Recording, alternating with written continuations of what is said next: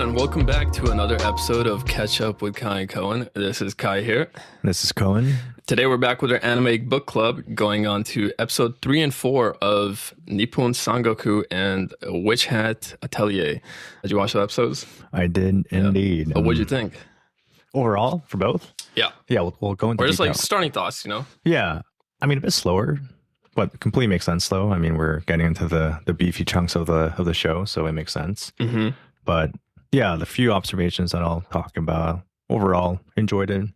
Yeah, me too. So last episode, first we'll continue to talk about Witch Hat first, followed by Nippon Sangoku. Last episode was Kifri is going on his journey for a couple days, and Coco is left under the watch of Agot. Yeah.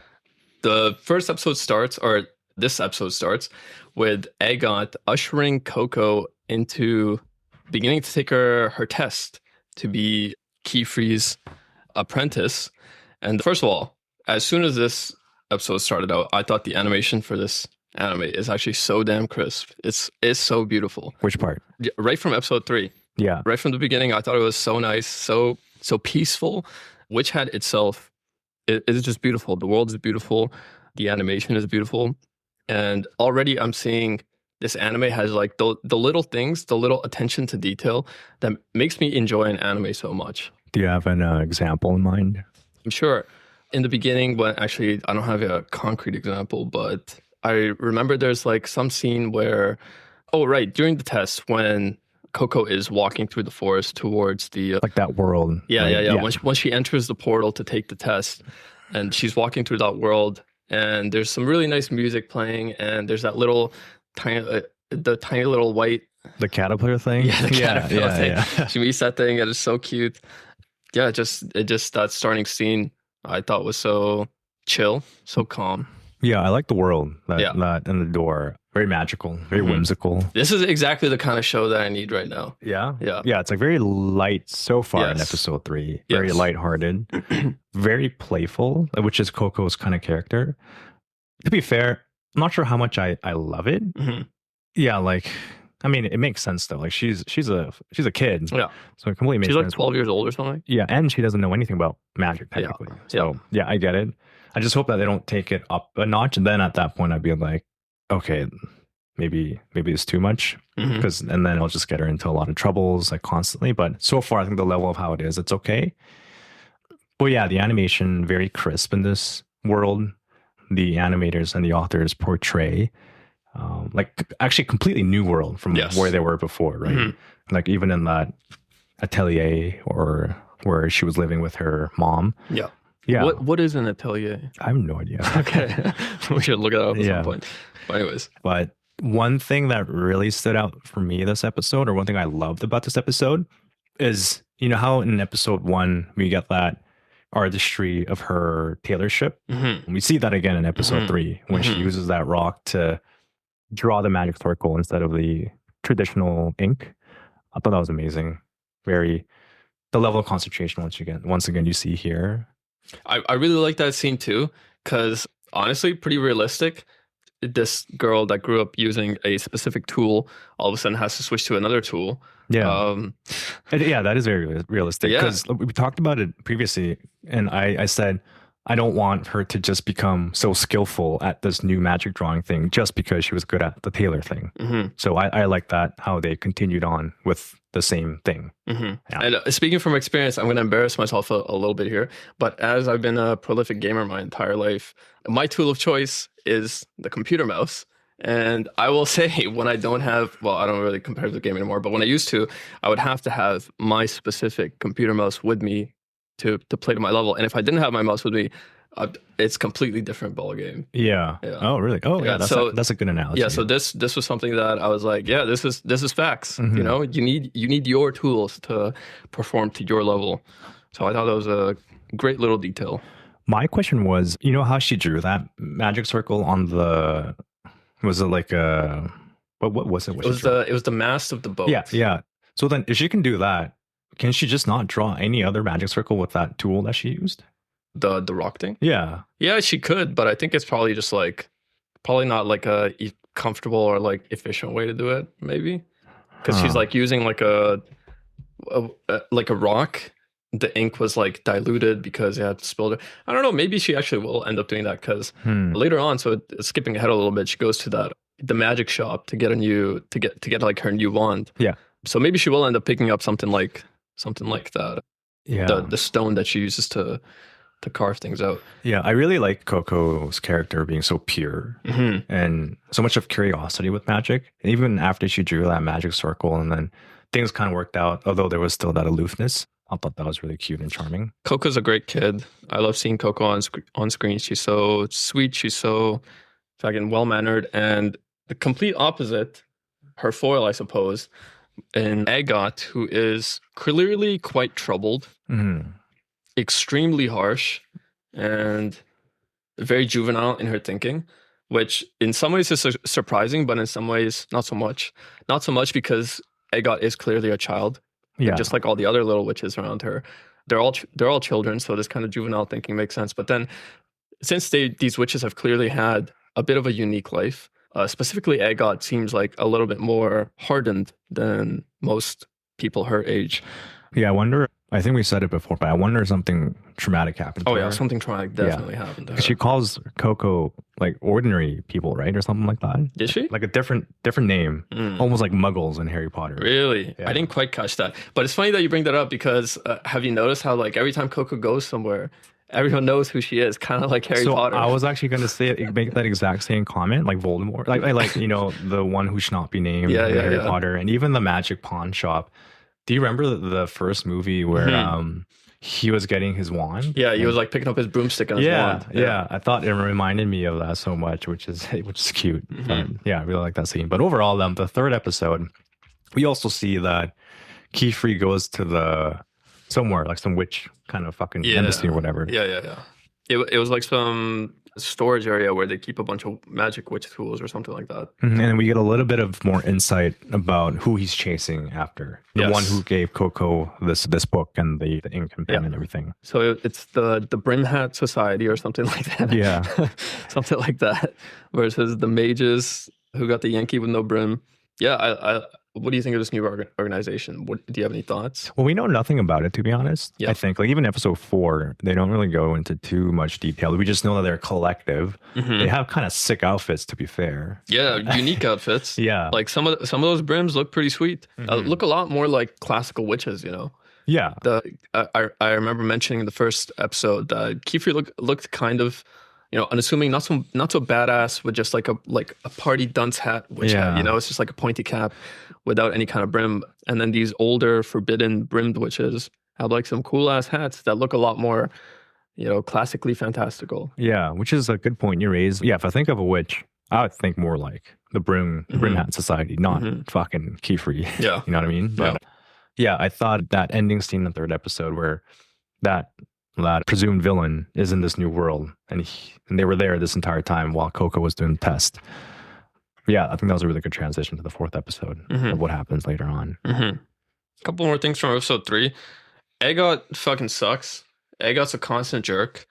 Even episode 3, you think? I think so. Okay. I mean, just, you know, after we see Coco go into the trial by herself and as she's coming out, everyone other than Agot was so worried about Coco, saying she could have been seriously hurt. And we could see that she really could have been seriously hurt, considering she was like flying around as someone who's quite the newbie at magic. Like she could have easily fucked something up and then fallen to her death. And that was all Agot. You know? And what sucks is Agot doesn't fucking learn her lesson. Even from this experience, it's like she's driven to be shittier, you know? Rather than just accepting Coco, she's dead set on excluding her, which is so disappointing to me. I mean, clearly Agot has a troubled past. It would be pretty almost impossible to imagine someone being so harsh and critical and like mean for no reason. I mean, she is just a kid, and sometimes kids are. Well, actually, no, I don't think sometimes kids are just like that. I think there's like almost always a reason, you know. You think so? Well, actually, there's like exceptions, you know. Yeah. There's anomalies, but that's for the most part, it's mostly a minority, right? And since this is a story, it would make sense for Agot to have like some motivation behind her harsh attitude. Definitely. I mean, the other two, I don't really get a sense yet of I mean, they're nice anyways, and at least in episode 3. Episode 3, yeah. Yeah, but so far I don't really get a big backstory from the other 2. Mm-hmm. Yeah, we haven't really explored the other 2 much. Probably in future episodes, hopefully. Have you watched the anime Anohana? Anohana? I don't think so. Okay, because the blue hair girl in Witch Hat reminds me of the main character. So I also thought she looked familiar, but irrelevant anyway. But yeah, but yeah, I think episode 3 for me was more visually astonishing. Yeah, and also the music I thought was fantastic in episode 3. Yeah, speaking of music, I like the opening more now. Yeah, it's growing on you. It's a you. little bit more catchy. Yeah, it's growing on me more. That might have been, you know what? That might have been because I don't think in episode 1 and 2, even though we had the intro, there was no intro sequence. There was no like visuals, but in episode 3 there was. Yeah, I see. Maybe that helped you enjoy it a little bit more. I like it more. I actually like the ending more too. Yeah. So we'll see how it is. Okay, nice. I like it more and more. Oh yeah, so another thing in episode 3, which is spoilers, a bit of a contrast to episode 4, is I thought in episode 3, I had the thought that I'm really glad that Coco has these new friends. Speaking about Powerpuff Girls, the 2, not Egot, but the other 2. Yeah, I was really glad that Coco has these new friends that are like accepting and nice to her and seem to care about her. Because once Coco makes it back from the portal, everyone's like proud of her and they're like so glad that she's safe and she made it. So I thought that was pretty nice in episode 3. Yeah. But this doesn't hold out for long. Yeah, shit goes down in episode 4. Yeah, once we move to episode 4, the Brim Hat witches make a return. And they start, the one specific witch seems to be, not sure exactly, but it seems to be the same witch that originally gave Coco her wand and ink and hat. Yeah, they said specifically about Coco that she is their hope, which I wonder, like, what does that mean? Yeah. Do you think it's because, like, do you think that she is from like a special bloodline maybe? Like her dad is a special bloodline. So she has like some innate, intense, immense talent that could change the world. Or do you hope the direction to not go that way? Like a typical overpowered hidden talent shonen trope. I don't know which direction I want it to go, but I think there's gotta be more to magic than what they've told us so far. Like, I just have a hard time believing that it's just ink and everyone can do it and everyone's like the exact same at it. Because that means like right now, based on what we know, aptitude of magic is purely based on drawing skills. Yeah, and I mean, if you just had like some tools, like if you had like a compass with you or like a protractor, like a ruler, you bring it out. Like you'd be. Are you just going to be the best mage ever? Because we also see I think in episode 4, we see these mages carry these notepads that basically have like these preloaded like magic on them for them to be able to quickly use in sticky situations. So if you're like if you're using a compass or a protractor or like rulers to just draw a bunch of magic on these notepads, then I mean there's not a whole lot of skill left over here, you know. Or I guess the way how you draw the lines, it corresponds to how the magic works. So there's a lot more critical thinking behind it. So but what if you were using those tools to make perfect circles? No. But I meant like, you know how the lines impact the direction of magic that's produced, like how it's used. Like, so I get a sense that there's a level of critical thinking that needs to be applied on how it should be drawn. Which sure, that means if you're just critically smart and if you're good at drawing, are you good at magic? Because like in the other shows, maybe you have a immense amount of mana. Like that's a big thing. Well, that's like an innate talent, right? Yeah. I'm wondering if that's something I want to see, or if I'm okay with how it is as things are with the magic. I just want there to be a bit more of a drawback for the magic. Drawback, okay. Like what drawback? Like more than just the ink. I want there to be an effect on the person. I don't particularly like how magic is just like literally free. Like there's like no like equivalent exchange, I guess. Yes, you can make matter out of nothing pretty much. Yeah, fuck yeah. That concept is sick as fuck. Yeah. and I really like that because, it like loosely follows physics, the physics of our world. Yeah. Where matter can't be created or destroyed and energy transfer and stuff like that. And I kind of like when things like that make sense in anime. And right now, the magic doesn't totally make sense. Just having this like magical ink, it's an explanation, but it's not, or it's a reason. It's not so much an explanation. That's true. That's true. Yeah, I do like the scene where they're introducing all the elements though in the very Yeah, beginning. that's cool. Just like the Avatar. Yeah, you got fire, water, wind, and earth. And yeah, so we find out the source of the ink is just that dead silverwood tree. hmm And supposedly it's the only kind of tree that supplies ink to the world. hmm So at least it's not incredibly abundant. And then we see the creepy witch kind of luring Coco, and then Coco chases after her. The Powerpuff Girls come with Coco, and then they get teleported into a completely different city. hmm And a fucking dragon appears yeah. out of nowhere Yeah. to confront our squad. They get out of it. They use some magic. What did you think of that encounter, first of all? Well, number one, like, what's the motive there? You know what I mean? Like, was the dragon summoned just because the other kids were there? Like, if Coco would have been there by herself, would the witch still have summoned the dragon? Oh, great point. Because it's not like the dragon. Because it's not like the witch wanted to kill Coco. Because the witch said, "Oh, you brought like other guests, but I guess that's fine." So I wonder, if the dragon was only summoned because they wanted to get rid of the other children. And you know, the evil witch so far hasn't actually tried to hurt them. What about the dragon? Because who knows if the dragon is actually trying to hurt them or just intimidate them? I think so, because the dragon was chasing that cloak that flew off. Remember? Yeah, but even with the cloak, it didn't swipe at the cloak or bite the cloak or breathe fire at the cloak. Even at the girls, it was just kind of just staring at them, until they backed away, and then chased them for a little bit. Yeah, not very well because they lost him in a maze, even though the dragon's taller than the maze. Yeah. So I got a feeling that probably the Brim Hat Society isn't as bad as we thought.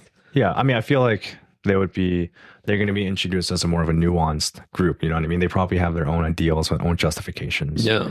But I thought, this episode did a decent job at showing human nature. Because especially as children, because that the pink hair, I think, the red hair. The part she definitely looked at me as I was responsible for this. Yeah. I think if I was 10 years old, shit was going down, and I ended up in the situation because I was literally chasing after this friend, I would automatically in my mind think, yeah, this was your fucking fault. You would crush out? As a kid, you know what I mean? Yeah. Don't you think so? Your life is in danger, and it's because you chase someone, and you're only 10 years old or 12, I guess, but I think it's reasonable for them to think that way. Agot was definitely being way too much. Yeah. But I think the reaction of it general, I understand. I also understand it. And I mean, Tetya is just the pink haired girl. She's just a kid, so it's it happens. It was kind of a crushing moment. You could feel how bad that felt for Coco. So it was really sad, but quite human. To be honest, I thought Coco would break down even more. I thought she'd be go on her knees, she would sob and cry. Yeah. But she just said, "What do I do, Mr. Keyfree?" Dude, that's literally the moment Sasuke leaves the Hidden Leaf Village, Wait, what? that moment is what happened to Coco there. That's when Sasuke says, "Yo, fuck this shit. I'm out. I'm nothing like you," and goes to the evil order. Bro, what? I don't get that analogy at all. I could totally see that happening there, with where Coco, she just feels betrayed by the only people that she thought she had. She doesn't have anyone else in this world. Her mom's gone. Keyfree's not there. These are her only friends. But I think that level of betrayal is completely different. Sasuke. Oh yeah, I'm just making a joke. Okay. I'm mostly just making a joke. Okay. But yeah, it was a crushing moment, and I felt so bad for Coco there. And do you think the reaction was justified? Minus Aegon? Justified? Not justified, I guess. Understandable is the better way. It's understandable, of course, because Tetya is a kid. Yeah. But then you see the other girl, the blue haired girl. I forgot her name. She doesn't have that kind of reaction. She kind of just stays focused, stays on task. That's true. Yeah. I mean, no, but then maybe there's something wrong with her not being able to react that way. I guess. Everyone's different. Yeah. Yeah, and then Aegot crashes out, and it was not only that Tetya kind of blamed, unintentionally or inadvertently, subtly blamed Coco for the predicament that they're in, but it's when Aegot has that huge crash out, and the other two girls don't stand up for Coco at all, and that especially hurt. And it was so sad to see Coco just not know what to do there, Mm-hmm. you know? And because none of this is really her fault. No, I agree. Yeah. It is not her fault. I think And it's so plain to see. She's being like the guy that's like causing all this. The evil witch is right in front of you. You know, Yeah. you don't got to be blaming Coco. You have the person. Right I don't in think front it's of you. anyone's, like any of the kids' fault. Yeah. Minus maybe Aegon, but Right. anyways, Yeah. Yeah. And Coco doesn't know what to do. And then luckily, Keyfree gets led by the little white caterpillar, the brush buddy. Yeah. And he's on his way to save the day. Yeah. And that's where the episode ends. And like, was there no trailer? Trailer? Like for the next episode? Oh, no. No, so far there hasn't been Okay, any of okay. that. That's what I thought. Which I like. Yeah. I much prefer that. Yeah. I don't like the random ass spoilers. What do you think is going to happen? Where we go from here? I almost want to say like Coco just goes to the dark side. Like almost, man. I know she wouldn't. She seems like too good of a kid for that to happen. And the relationship with Keyfree is like too good for that to happen right now. But somewhere down the road, maybe. I mean, maybe I could see, you know what? I could see maybe Aegon going over to the dark side. Oh, yeah, that's a good one. That's a good one. But maybe that's too obvious. No, she definitely will, I feel like. You think so? Yeah. Yeah. Because especially if it's a group who's so high hold about magic and really wants to ostracize or like make the magic stuff secure, I feel like Aegon would definitely go over to the dark side. Yeah, especially if something like Aegon sees, because right now I think the social hierarchy in the atelier, the school, is like Aegon's at the top. She's like the strongest mage or whatever. And maybe if Coco shows her up and Keyfree starts preferring Coco to Aegon, maybe that will cause some turmoil within Aegon. I think it definitely will. Yeah. And that might lead Aegon to going over to the dark side. Yeah. So overall, what would you rate those two episodes? I really enjoyed these On two average. episodes. I think I forgot what I gave the last one, but I think this one I gave like, I think you gave like an 8.5 or an 8 last time. yeah, I think I gotta stick with an 8.5. I give it like an 8. Yeah. I think I gave it a 6 or 7 last time. Really? No, I gave it a 7 last time, but I give it an 8 now. Okay. Yeah, it's Nice. getting Things are better. looking up. I mean, the little things are really enjoyable in Witch Hat to me. The little things like the music, the soundtracks that go on during just chill average moments, the art style, the goofy little things that happen. The comedy in Witch Hat has actually been landing a lot for me. Really? Yeah. A lot of the funny stuff that happens in Witch Hat, I end up finding them actually funny, Nice. which is great. Yeah. I'm enjoying Witch Hat. Little things like Coco was like learning to fly and learning to do magic and Yeah. messing up. Yeah, it's very still playful and Yeah. light, which I enjoy. Me too. Okay. Should we move on to Nippon Sangoku? Yeah. I enjoyed these episodes a little bit less than the first two. Really? Yeah. Why is that? What about you? I think I enjoyed them about the same. Okay. I say that because the pacing's so fast. It is quite They fast. skipped years and years. Like, Yeah. We had 2-3 year time skips within these two Yeah. episodes. So 6 years have progressed. like I just, man, like I wish they Wait, showed it's- his It progress. was 6 years, right? Yeah. Yeah. And just to preface, basically they've advanced into their own roles, with the main character being like the strategist, and then the other guy is supposed to be like this martial art genius, I guess. Yeah. So one guy ends up being the administrator of arms or something like that. And then Aoteru ends up being the border patrol administrator or something like that. Yeah, so two very different roles. Aoteru seems to be taking on an actual administrative role where he kind of governs over the towns that he visits a little bit. Yeah. And in contrast, the other guy, I don't remember his name. Do you remember? No, I don't. Yeah, I don't remember the other guy's name. But the other guy, we actually don't see a whole lot of what he's doing, but it seems like he's in charge of like arms, like weapons and stuff like that. With episode 3, I was a little bit disappointed Yeah. by what it took to just bend his Yes, knees. yes. Like, first of all, the long haired guy just fucking kicked him and he just went on his knees. I'm like, okay, Yeah. like you couldn't bend down when other people try to squish you against your shoulders, but you fall on your knees when you Yeah. get kicked. So it's like, okay, like whatever. The main character's plot, I mean, like it wasn't bad. It wasn't horrible. Like he brings up this like cultural plan that I think has a pretty significant, powerful role throughout the entire series because they mentioned it multiple times throughout the show. Yeah. But anyways, yeah, they're amazed. But then that level of amazement is also kind of like, Yes. like they're just so shook. They don't really explain it too much. Yeah, but the big thing for me was like, I don't know if you remember, but after the first 2 episodes, we were pretty enthralled with what would happen next. Like I couldn't figure it out. How are these guys going to get the general onto his knees. Yeah. And I didn't really have like any like huge expectations, but I definitely thought it would be something that would surprise me. Yeah, me too. But I was not surprised. Yeah, my expectations were not subverted at all with the general being brought to his knees by either character. I thought the first one with the sword and then getting like kicked, I thought that was incredibly stupid. Yeah. Like that was so terrible. This guy that's supposed to be like so fucking strong that multiple guys can't push him down to his knees. He's so quick that he can stop presumably an incredibly sharp sword with like his water bottle, like the wooden water bottle thing that he had in his hand. He can stop a sword with that, but then he gets like Charlie horsed and he's done. Yeah. You know? Yeah. Yeah, that's okay. And then same with Aoteru, his scene where he presents his life's work, I guess, of this agricultural plan. And I think the intention is for this to be like, well, yeah, clearly the intent is for this to be like a really amazing scene where Aoteru is like so down for like self-sacrifice for the greater good, so that the ultimate plan of Japan's reunification and revival becomes true, you know? And he doesn't want any personal glory for that. Yeah. But it just doesn't come across as like a very monumental or like sick or cool Yeah. Like scene. Yeah, like not only is the pacing fast, which I think adds on to this, but the way they convey their words, like their intent, is a bit superficial that I felt. Didn't really impact me as hard. It's lacking emotion a little bit. Yeah. It's not as like powerful as the first episode for me personally.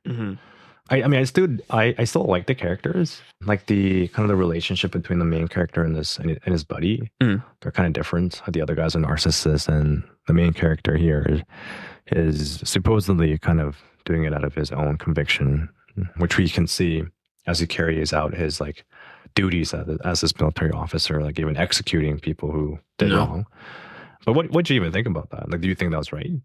When he goes to the border town and the guy Aoteru executes the guy. Yeah, like absolute justice. Oh yeah, totally, man. Yeah. I mean, the person that was being tried was a horrible guy. He raped someone. He murdered a family of 3. I liked it because he's not corrupt. Yeah, he's still holding by his values. He's not being swayed by government pigs. Not only that, that person was a personal friend of Aoteru's. Yeah. So it must have been hard for the main character. I don't know if it was because maybe they did it on purpose, actually, because this was in the winter, right? And there was a scene where he was shaking when that guy was being executed. Maybe that shaking meant this was hard for him, or maybe he was cold, but however we would want to interpret. But anyways, yeah, I did like the scene. Yeah, I thought it was great. Someone like that is unforgivable, and he met his end, which is great. Some justice, thankfully.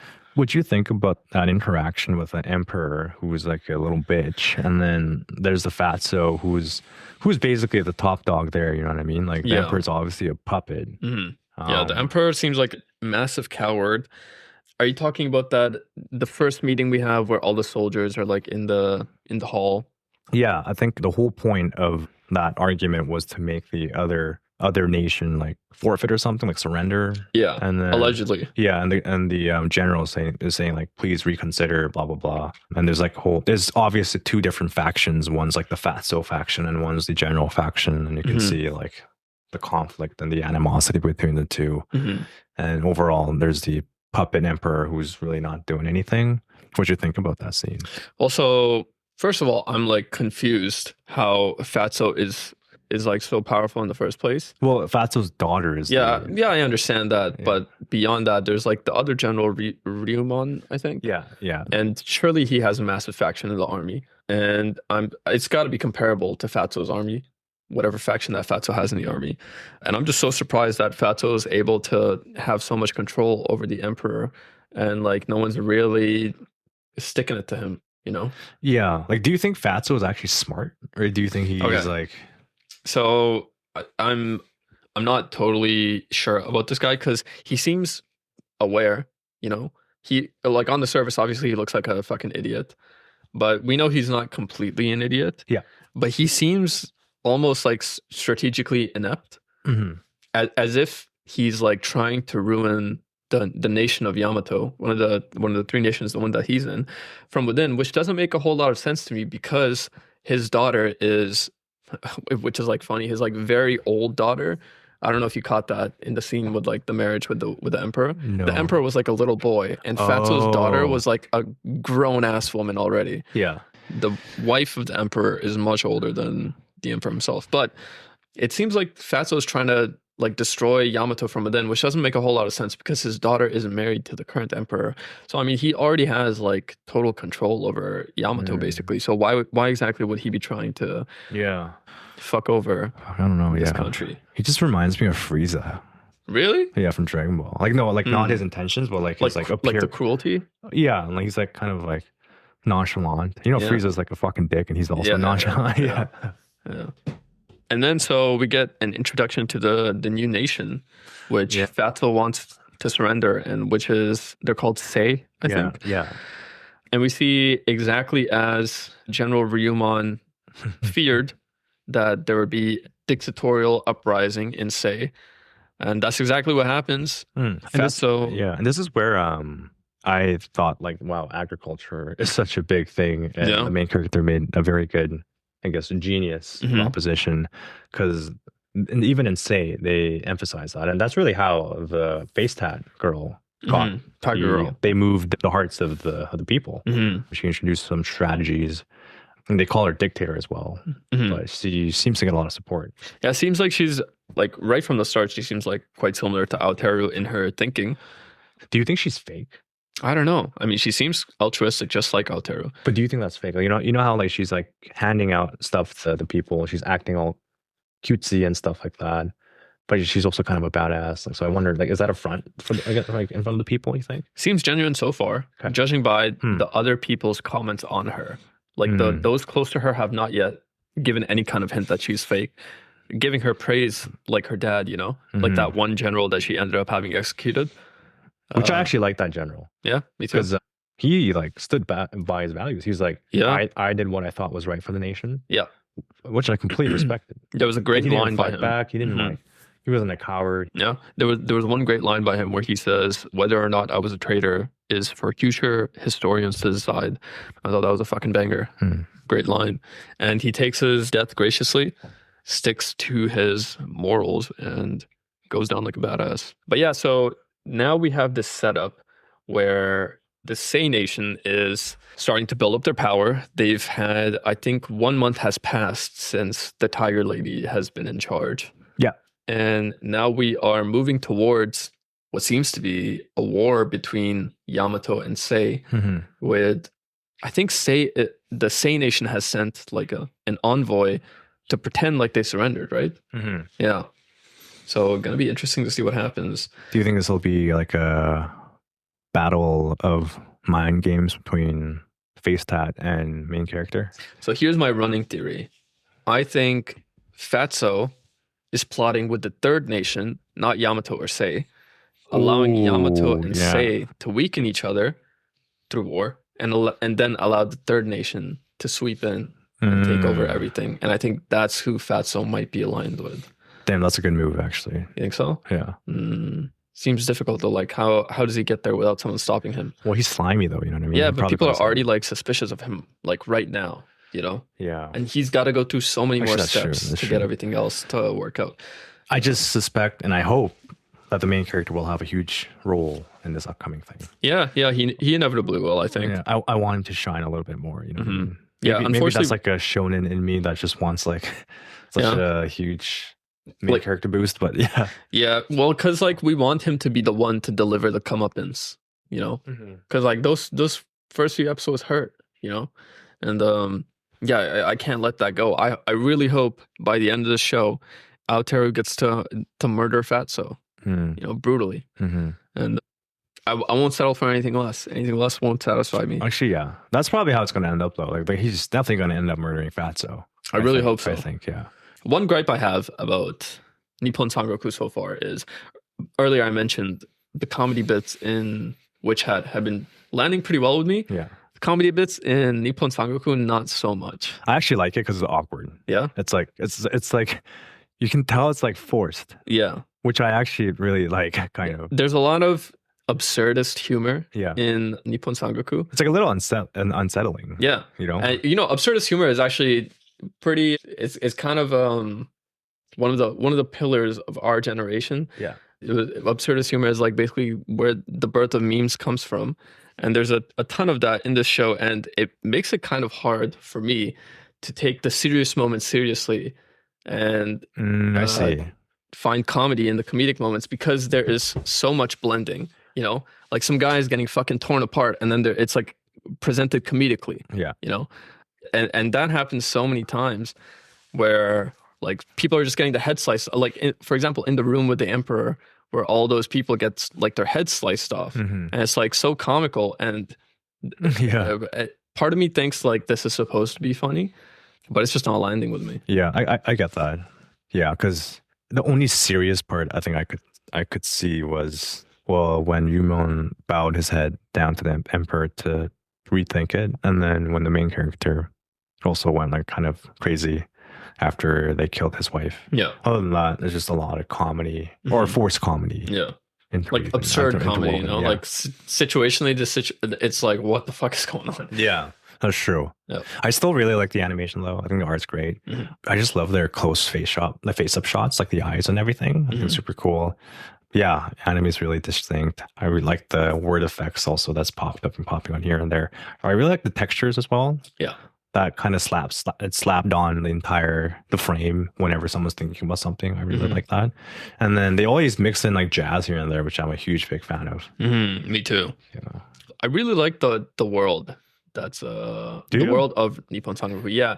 Even though I'm not such a huge fan of actually, not to downplay my enjoyment, I'm a fan so far of what's going on. I specifically like the setting the most so far, and I think there's so many places that this could go, and I think the story can be really, really rich. So I'm still looking forward to future episodes. Me too. Yeah, I think. Yeah, actually, I don't know. Like world building wise, it was decent. Yeah. I think it's good enough for me right now. Yeah, me too. There's like enough moving parts right now. We have the evil faction with the Fatso doing his stuff, General Ryumon trying to do his stuff, Aoteru has his own goals, and his friend has his own goals. And now we have this new female dictator in Sei, and we have yet to meet the characters of the last nation, which I don't remember the name of. Yeah, me neither. But yeah, I think that's like enough. Almost, not quite, but almost like an ensemble cast. Not quite though. Yeah. Not yet, but I could see it getting there. So we'll see what happens. Yeah. But I like these 2 episodes less than Witch Hat this time. Yeah. I give it like a solid 7 out of 10. Yeah. I also like gave like an 8.5, I think. I also like these 2 episodes less than Witch Hat, and I also like these 2 episodes less than the first 2 episodes. Oh, really? Of Nippon Sangoku. Yeah. Yeah. Interesting. Yeah. I felt like. Well, there was definitely felt like there was more at stake because things were lost in those initial episodes. And yeah, I haven't felt that same amount of tension. You know what it is? It almost feels like Aoteru had something so horrible happen to him at the very beginning, but it almost feels like nothing bad's really going to happen to him anymore. Oh, it's just because he already got the worst that could ever happen. Yeah, and like we just had this 3-year time skip, and it looks like nothing fucking bad happened. Bro's just like on plan. Things are going well, And I think that's what I'm struggling with right now. Yeah, that makes sense. Yeah. Like life's a little too easy for Aoteru right now. Okay, yeah. Not lots of adversities. But I mean, that's okay though. We're only in episode 4. Yeah. We'll see more. Because there's a lot more going on. This isn't just the story of Aoteru. Compared to Witch Hat, seems like it is, for the most part, the story of Coco. Yes, yeah. I agree. Yeah. So we'll watch episode 5 and 6, and then we'll review next week. But yeah, I think I'm pretty excited to what's to come out. I'm more excited for Witch Hat, to be honest. Yeah, me too. I just want to see like what's going to go down between Kiefer and or even Coco and with the bad witch or presumed bad witch. But, we'll see how it is. Yeah, and didn't mention this before about Witch Hat, but I just remembered there was that one scene with the shoes, the ink wears off the shoes. Yeah, and Coco comes really close to drawing on her body. Oh yeah, man, that's a good moment. Yeah, and that's forbidden, right? Yeah, that's forbidden, and I think that's like some crazy foreshadowing. That shit's definitely gonna happen. I wonder if maybe she has a special body that she can draw forbidden magic on. Ooh, maybe. Oh, dude, that's a great guess. Yeah. Why else would the Brim Hat fucking motherfucker is Biafra. Yeah. You know, that's Maybe she's a like great tool. guess. Like she Yeah. is the fucking canvas. Yeah, and then maybe that's why her mom didn't want her to be a mage. You know, I'm excited. We'll see. Yeah. Well, thanks for joining in today with Catch Up and Kind Cohen. Tune in for next week. We'll talk about episode 5 and 6, and we'll talk about our reviews. Hopefully, we see some big changes in these upcoming episodes in terms of the plot and even the animation. So, tune in, and we'll talk to you then. Peace.